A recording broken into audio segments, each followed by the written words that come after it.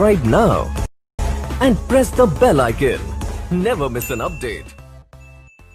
Thank you. Namaskaram to all. And when you come last, some of the panelists would have overlapped some of my embarged onto my topic, but I'll make it crisp.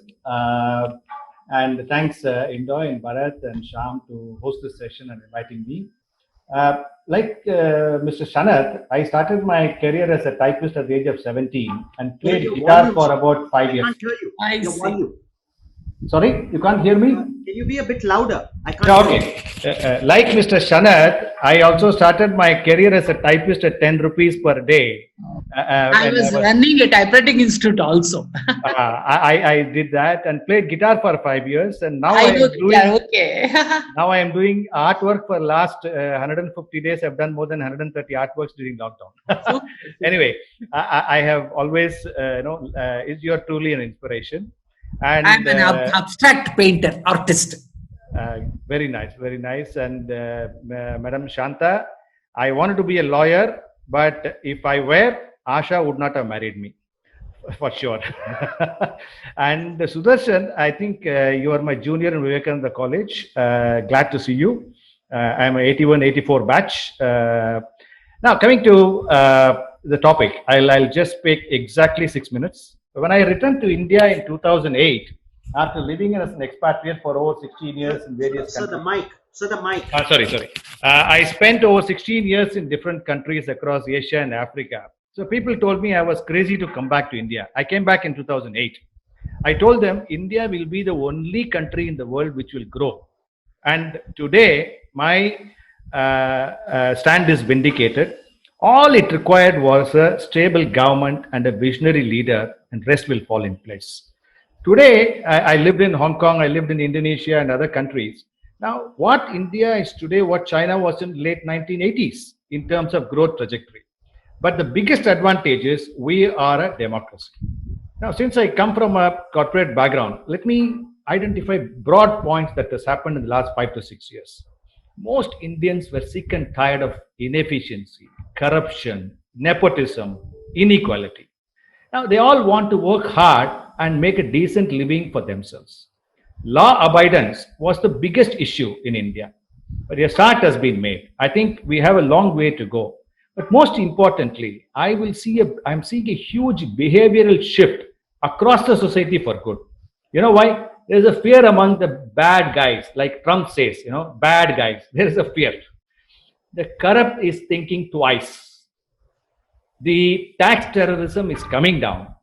Compliance is improving. And there is increasing awareness among the business community, Bharat, for better governance standard. It was never thought governance was something so important, right? Real estate prices are down across the country, which is making middle class to buy a home near to the metros, right? Now let's come to specific, okay? I might overlap a little bit, but let's see what started on July 15th. 1st of July in 2015 was Digital India Plan. Now, this has become the structural change. We have indeed leapfrogged in technology compared to any developed country. I can be 100% sure of that. From 300 million in 2015, today we have 700 million people connected, and this has attracted huge interest from global players like Google's and Microsoft, and all these things are empowering a common man with a dynamic information. Today, he can decide what crop he has to plant, and what is the weather condition today in my village, in my area, right? You take this recent success of Jio, getting $20 billion in a matter of 3 months. I mean, unimaginable. This is something which is phenomenally changed because of digitization. In COVID situation, my son is going to school online. Can you imagine this could have happened 5 years back? Impossible. Today, we are keeping the children safe because of online. And if this continues, this is going to improve phenomenal productivity in the next couple of years. Now, starting a business is so easy today. You don't need a chartered accountant to draft a memorandum of articles of association, wait for name clearance for 1 month, 2 months, 3 months, all of that. You can do it in 3-4 days and you are able to get it. Investors are able to get spontaneous information even if you are an unlisted company. Because you just go to MCA, pay 40 rupees, you get all the information on your hand. direct transfers, online payment. There is no intermediary. I love what Mr. Modi used to say. The intermediaries are the first culprits in the system. and he has successfully eliminated it, which is very good. Now let's second one I would look at. Tax reforms has been phenomenal. GST, everybody talked about it. We had initial hiccups, but today entire country has adopted it. We used to have multiple taxes, which I don't want to get in. It is difficult to generate black money today, and compliance is becoming quicker. If you don't pay GST, you can't deliver the goods out of your factory because the system is getting locked, which means the revenue department is getting their money immediately, right? Disputes have come down drastically.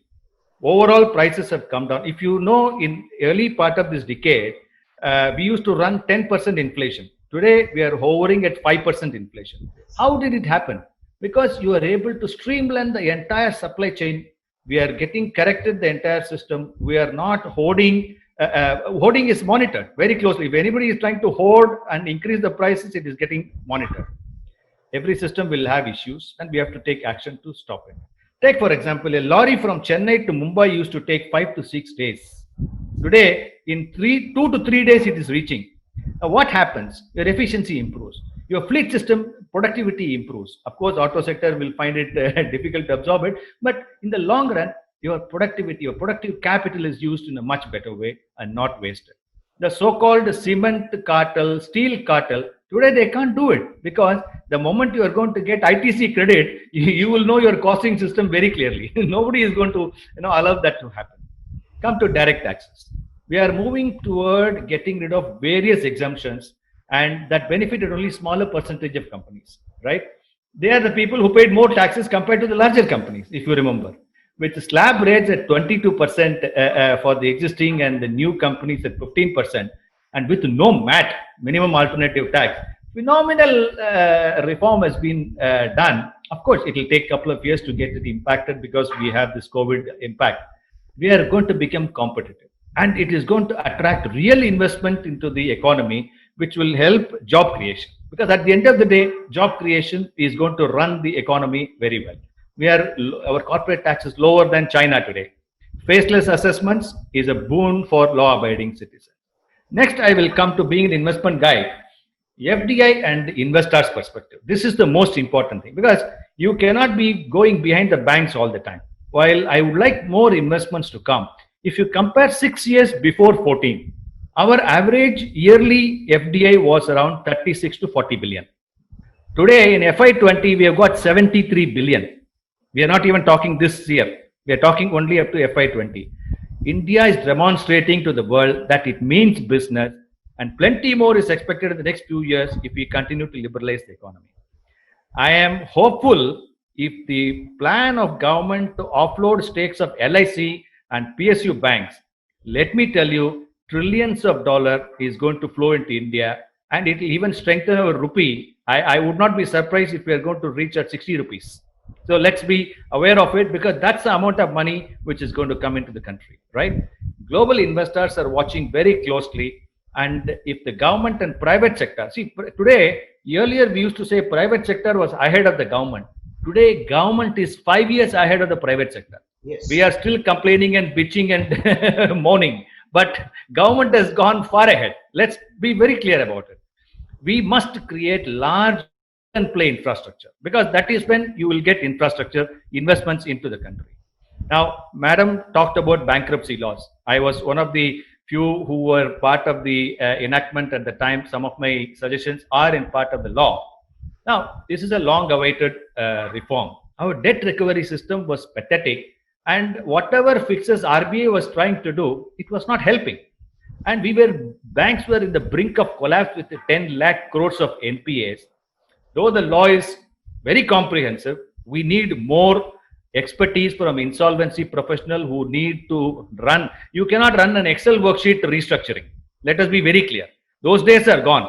The insolvency professional has to go into the factory, run the factory, and ensure that there is a value created for the creditors and the banking system, right? And promoters need a new, fresh life because bankruptcy law is not a recovery law. Let us be very clear. People understand it completely wrong. We want a new life for the promoters. They shouldn't get stuck in their life because every business has profits and business. It's more about restructuring.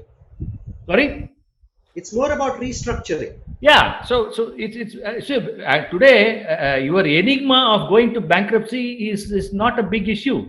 That is what people should realize. When Trump can go 4 times bankruptcy and still president of the kind of world's largest power, who are you and me? Let's do that. And we need NCLT infrastructure. Frivolous recovery cases are being put on. Judges should immediately throw such frivolous cases. That will improve the efficiency. Most affected are the SME sector. There are no bidders to take over these productive assets. You create 20 years your hard life you put in, and productive asset is created all because somebody who owes 1 lakh of rupees takes you to NCLT. You are gone down the drain. So that should not be a one-way ticket. We need to create that forum into that. Of course, one major impact I see is promoters and companies are having sleepless nights and are ready to repay their banks. In a nutshell, I would say good progress has been done to sustain. We need more reforms at God's speed. And we have to come out of this pandemic. RBI and banks should move away from personal guarantees and collaterals of the promoters. Rather, they should go cash flow based lending. SEBI and other regulators should encourage promoter-less companies. Thereby, real equity formation will take place. Professional management will come in place. With that, I thank you very much for having me here. Thank you, sir. Thank you very much. Subscribe now and press the bell icon. Never miss an update.